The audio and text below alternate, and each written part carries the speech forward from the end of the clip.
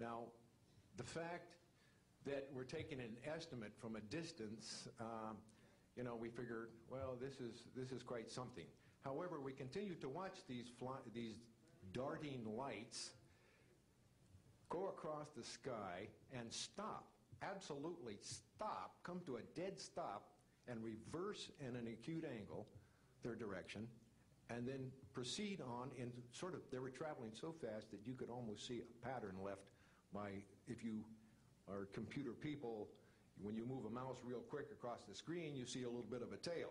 Well, that's exactly the way these 6 or 7 craft worked. After 5 minutes of watching these things, they all seemed to group up to the west-northwest. Okay? They started to come in on a circle.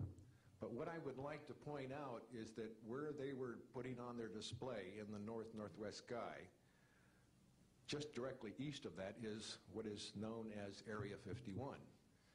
Area 51 is a AEC name, okay? Atomic Energy Commission. That was the old name for Atomic Energy Commission. We knew it as the Groom Lake Flight Test Facility in the Air Force. And it was where we tested our aircraft after we got the prototype made from the Skunk Works. So here are these, let's get back to the circle in the sky.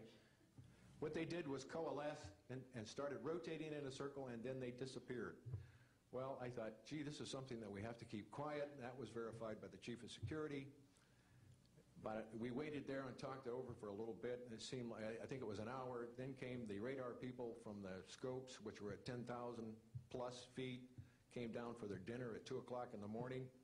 And the first person off the bus was a good friend of mine, Anthony Kesar. He said, he was white as a sheet, and he says, did you see that? Yeah, we all said, yeah, it was a nice display. What a show. He says, we documented them on radar. And he says, we didn't give them clearance. We just, the standing order was let them fly through the radar beam. He says, we documented 6 to 7 UFOs. Now, we don't know who was guiding those, but they were certainly intelligent. And we don't know where they landed because they coalesced and disappeared.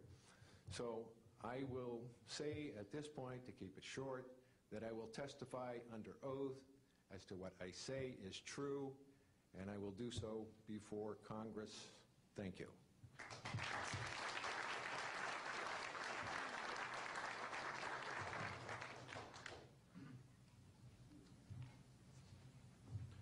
My name is Robert Salas.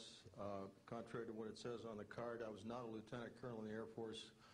I was in the Air Force active duty after I graduated from the Air Force Academy in 1964 until 1971 and separated as a captain.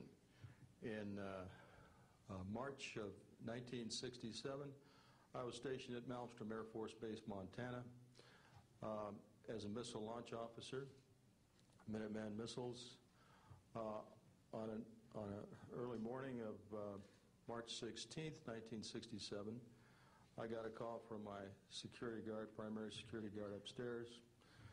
We had about 6, as I recall, flight security airmen upstairs.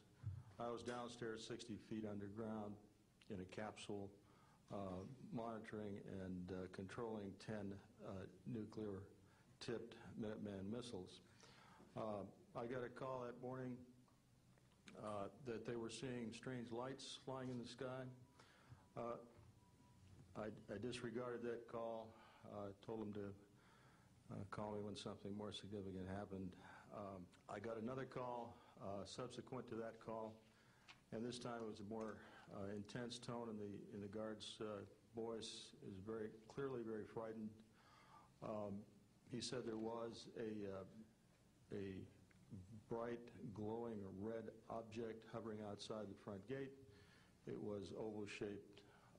He had all the other guards out there with their weapons drawn. Right after that call, I woke up my commander, who was on a rest period, Fred Mywald, a retired colonel now, and told him about the phone calls. As I was telling him about the phone calls, my weapons started going down, one after the other. They went into a no-go condition, what we call a no-go condition. They were unlaunchable.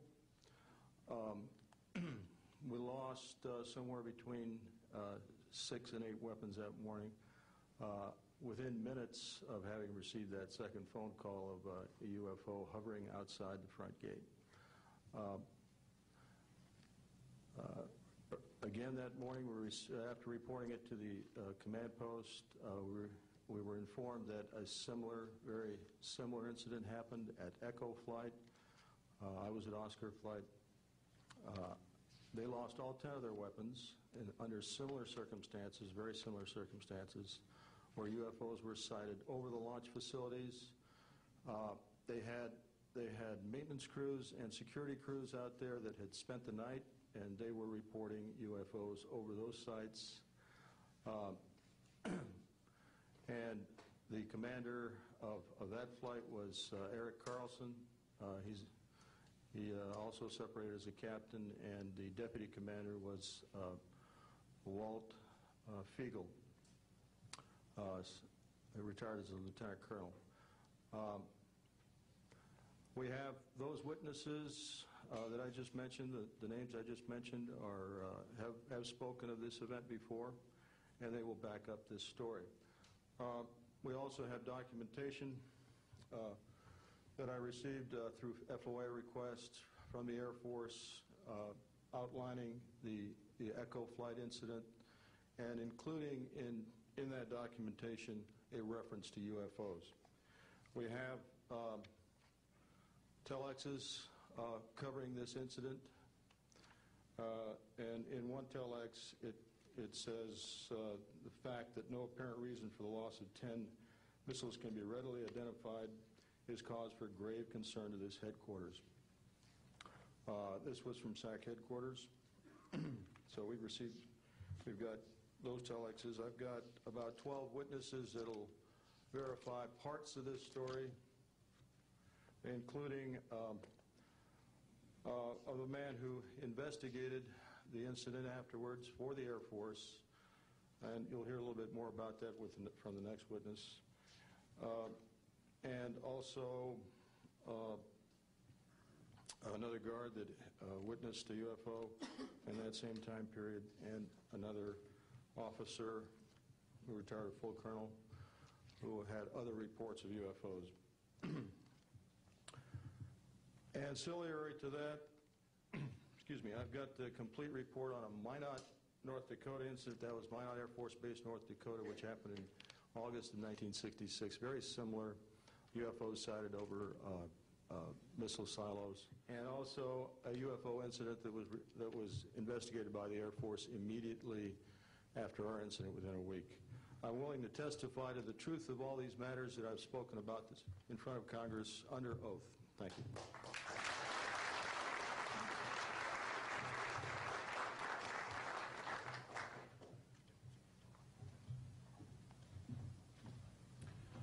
Good morning. My name is Dwynne Arnesson. I served 26 years as a communication electronics officer in the U.S. Air Force, all over the world, including Vietnam. I was lucky to be selected to be commander of 3 different units in the Air Force. I held the top secret SCI TK clearance, and for those who know, it is slightly above top secret. I retired in 1986 as a colonel at Wright-Patterson Air Force Base in Ohio. I would like to relate about 3 different experiences, if you will, that relate to UFOs. As a young lieutenant over in Germany, Ramstein Air Base, Germany, back in the early 60s, I was in charge of the cryptographic center. I had a top secret crypto clearance at that time, and I can clearly recall seeing a message that went through my crypto center which said that a UFO had crashed on the island of Spitsbergen, Norway, and the team of scientists were coming to investigate it.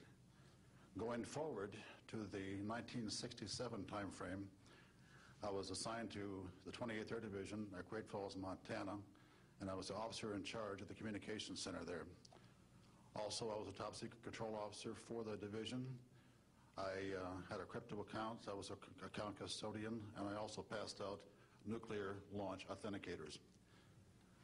During that time, I can recall seeing a message come through that communications center which said, basically what Bob just got through talking about, is that a UFO was seen near the missile silos and the missiles were deactivated. Coincidentally,